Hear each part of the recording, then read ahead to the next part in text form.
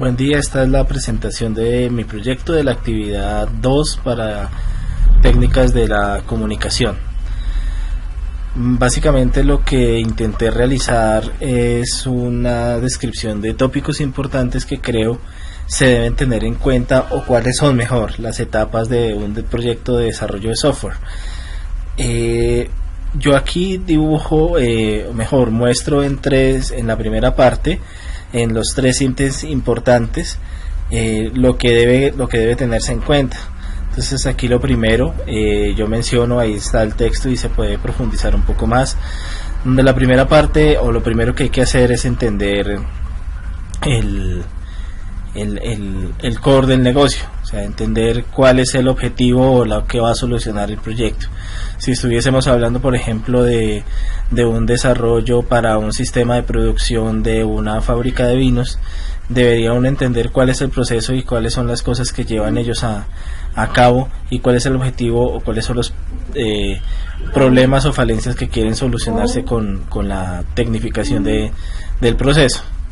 La segunda parte, o el segundo post de esta misma sección, es el levantamiento de información.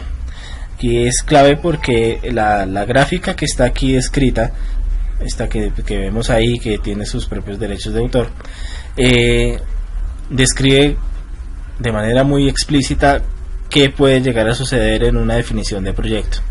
Entonces aquí lo importante es entender a detalle cada uno de los procesos, cuáles son las maneras de manejarlo, proponer y llegar a acuerdos de formas, de cómo manejaría o cómo el sistema utilizaría la información, la procesaría y entregaría dicha información, de qué manera, en qué forma y cómo lo debe hacer. La última parte, quizás de todo este proceso, de las más importantes, es generar la documentación. Es un proceso que puede llegar a ser bastante tedioso, porque aquí contemplamos diagramas UML, diagramas de casos de uso, diagramas, etcétera, etcétera, toda esta cantidad de documentación.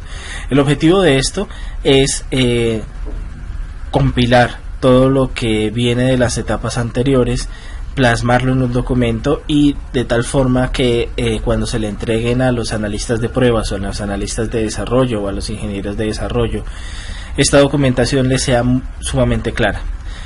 ¿Por qué? ¿Cuál es el objetivo de esto? ¿O cuáles son los problemas que se pueden llegar a presentar? Si una documentación no es lo suficientemente clara, lo que debiera pasar, o lo que puede pasar, es que el desarrollador interprete de manera errada lo que está plasmado en el documento.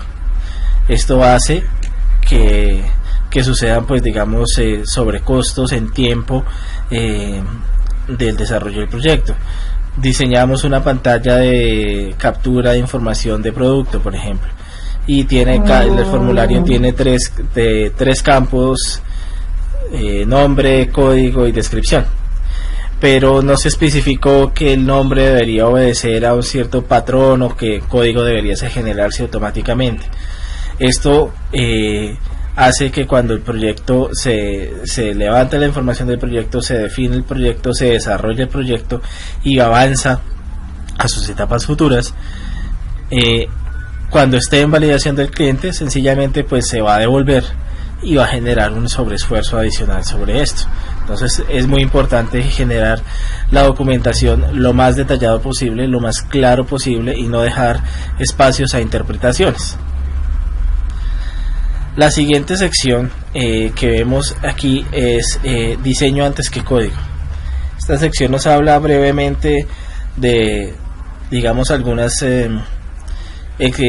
basado en la experiencia, que debe, digamos, uno hacer para hacer la definición del proyecto. Aquí es donde, en esta sección o en esta etapa del proyecto, mejor, es donde se definen los patrones, las arquitecturas que se van a usar, el mismo lenguaje de programación que se va a usar.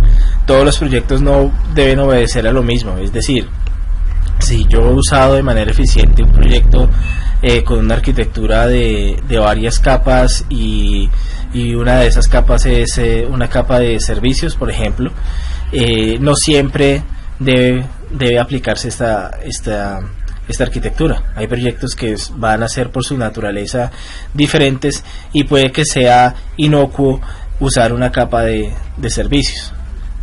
Aquí es donde la experiencia y los fundamentos teóricos del arquitecto, quien es el que define esto, explica cada uno de los elementos o permite mejor que decida sobre cada uno de los proyectos cuál arquitectura o cuál metodología se va a usar. Es muy importante esto para que el proyecto fluya de manera adecuada. Lo que sí hay que tener en cuenta, principalmente en todos, es que el proyecto sea escalable, es decir, que esté abierto a expansiones futuras, que sea, digamos, modular, para que pueda estructurarse de manera fácil y trabajarse de manera fácil, ¿cierto? Pues teniendo en cuenta que los proyectos pueden ser manejados por 1, 2 o equipos de hasta 60, por ejemplo, desarrolladores. Cada uno podría llegar a tener elementos propios en los que estaría trabajando de manera concurrente y no afectaría el trabajo de los demás. Esos son aspectos importantes que hay que tener en este proceso. La codificación, que es la otra sección dentro de la página.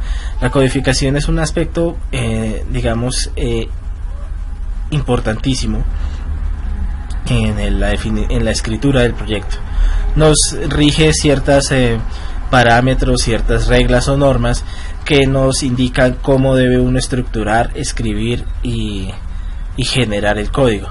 Podemos decir, por ejemplo, que podemos usar notación Pascal, o que podemos usar otro tipo de notación para el nombrado de variables, o que debemos intentar de cierta manera el proyecto, que se deben definir zonas para la definición de variables, zonas para la definición de acceso a datos, etcétera, etcétera.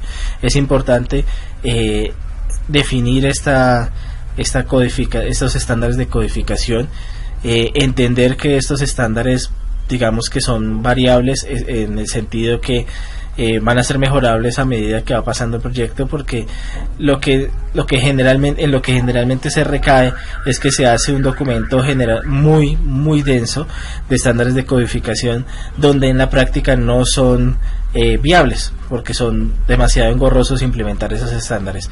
Así pues, debería uno encontrar un equilibrio entre la practicidad y la generación de una codificación estructurada. Lo importante, o lo que no se debe dejar pasar nunca, es la generación de comentarios adecuados sobre las funcionalidades, sobre las clases y sobre todos los elementos que se están programando, para que cuando se genere documentación, o cuando la pida la documentación de codificación del cliente, o cuando el cliente mismo genere una auditoría sobre el código, pues el proyecto esté preparado para recibir esas revisiones. La última etapa del proyecto es la etapa de entrega como tal. Si bien aquí es donde se ve reflejado pues todo el esfuerzo de las etapas anteriores, también hay que generar una documentación necesaria, unas actas de entrega, unos acuerdos de garantía, todo este tipo de cosas que nos permita dar por cerrado el proyecto. La experiencia dicta que si un proyecto se trabajó lo suficientemente bien estructurado, bien codificado, bien diseñado, y su objetivo inicial se cumplió a cabalidad, es altamente probable que el cliente, después de esta entrega, nos llame nuevamente a hacerle expansiones al producto.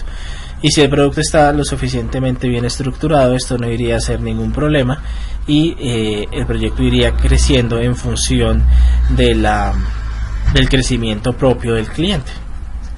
La última opción del menú que tenemos es esta misma entrega de actividad, ¿cierto? Y aquí básicamente lo que me va a permitir hacer es presentar este video que estoy presentándoles. Eso es básicamente el desarrollo de mi actividad 2. Espero les haya gustado, y cualquier información pues estoy abierto a que me comenten, me contacten, y de pronto podamos seguir creciendo la información plasmada en este proyecto con colaboración de todos. Muchas gracias, hasta pronto.